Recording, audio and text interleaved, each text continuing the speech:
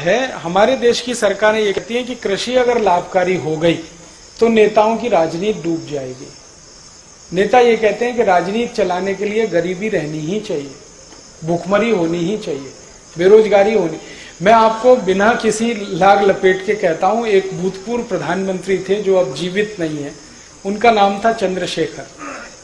एक बार मैंने उनसे ये बात की जो आपने मुझसे की कि कृषि को लाभकारी क्यों नहीं बना सकते, क्या मुश्किल है, आसान काम है। तो उन्होंने कहा आसान तो है, बनाना भी है, आसान है, कोई मुश्किल नहीं है, कुछ कानून में फेरबदल करने की जरूरत है। एक एग्रीकल्चरल प्राइस कमीशन एक्ट है, उसको हटा दो, पूरी कृषि लाभकारी हो जाएगी, आराम से हो जाए।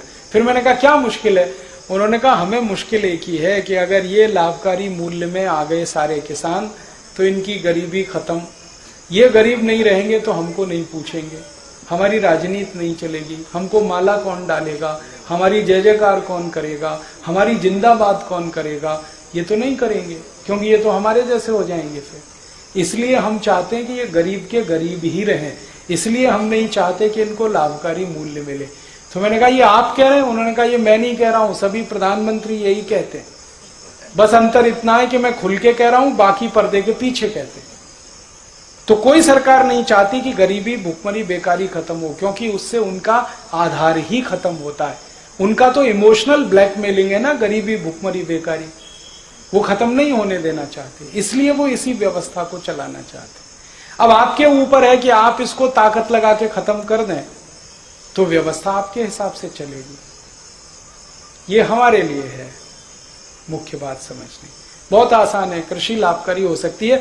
आप सिर्फ इतना कर दो कि जैसे उद्योगपति अपने कोई भी उत्पाद का भाव तय करता है, वैसे किसान अपने हर उत्पाद का भाव खुद तय करेगा, बस बात खत्म हो गई। उसको जो लगता है गेहूं बेचेगा उस भाव में, उसको जो लगता है चावल बेचेगा उस भाव में। अगर जूता बनाने वाला मोची अपने जूते का भाव तय कर सकता है तो गेहूं पैदा करने वाला किसान क्यों नहीं कर सकता अपने गेहूं का भाव तय?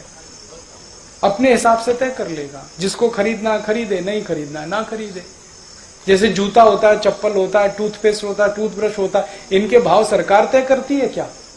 वो अपने भाव खुद तय करते हैं। किसान को भी छोड़ दो, अपने भाव तय कर लेगा, तो उसमें सब चीजें जोड़ेगा वो, है जी। हाँ, तो आप ये जो क्रेता का किस्सा है ये विक्रेता का कर दो। जैसे पूरी इकोनॉमी में विक्रेता भाव फिक्स करता है, ऐसे ही किसान की इकोनॉमी में विक्रेता फिक्स करेगा। इतना ही करना है, पूरी कृषि लाभकारी हो जाएगी।